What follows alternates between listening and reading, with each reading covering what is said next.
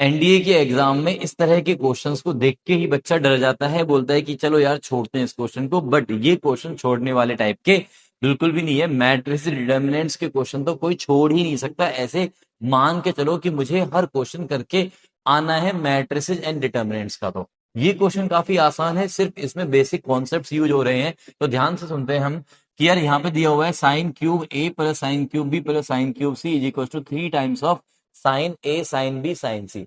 हमने बचपन में एक फॉर्मूला पढ़ा था, ए क्यूब प्लस में बी क्यूब प्लस में C cube is equals to 3ab। तो ये जो कंडीशन है वो तभी एप्लीकेबल होती है जब a प्लस बी प्लस सी 0 होता है। इसका मतलब साफ है कि यहाँ पे जो है मेरे पास साइन ए प्लस में साइन बी प्लस में साइन सी की वैल्यू क्या है, 0 है। ये हमें गिवन है क्वेश्चन में, जो पहली स्टेटमेंट दी हुई है उसके हिसाब से।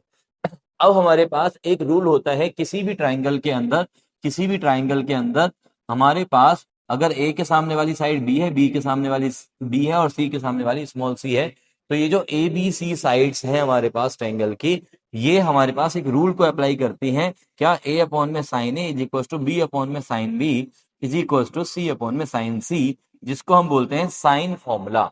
और इज इक्वल टू हम बोल सकते हैं कोई भी कांस्टेंट वैल्यू से के। तो इसका मतलब स्मॉल ए की वैल्यू क्या हो गई यहाँ पे, के इंटू में साइन ए, और इसी तरह से स्मॉल बी और स्मॉल सी की वैल्यूज भी आ गई हमारे पास, के इंटू साइन बी एंड के इंटू साइन सी। अगर मैं इन तीनों का सम कर दूं, तीनों का सम करते ही के कॉमन आ जाएगा, sine A plus sine B plus sine C, जो कि हमें 0 गिवन है। तो इसका मतलब ये हो गया फाइनली कि ए प्लस बी प्लस सी की वैल्यू भी हमारे पास 0 आ गई है। राइट। अब सुनो मेरी बात ध्यान से मेरे बच्चों, कि यार ये जो डिटर्मिनेंट है, इस डिटर्मिनेंट की वैल्यू मुझे निकालनी है। अब इस डिटर्मिनेंट में एक सिंपल सी प्रॉपर्टी जब मैं लगाता हूं, कौन सी प्रॉपर्टी, कि हमारे पास R1 changes to R1 plus में R2 प्लस में R3, तो मेरे पास क्या मिलेगा, क्या मिलेगा मुझे कि a plus B plus C, A plus B plus C, A plus B plus C, जो कि आ जाएगा कॉमन। तो इसका मतलब ये जो डिटर्मिनेंट है, इस डिटर्मिनेंट में a plus B plus C common आएगा और अंदर जो भी डिटर्मिनेंट की वैल्यू बचे।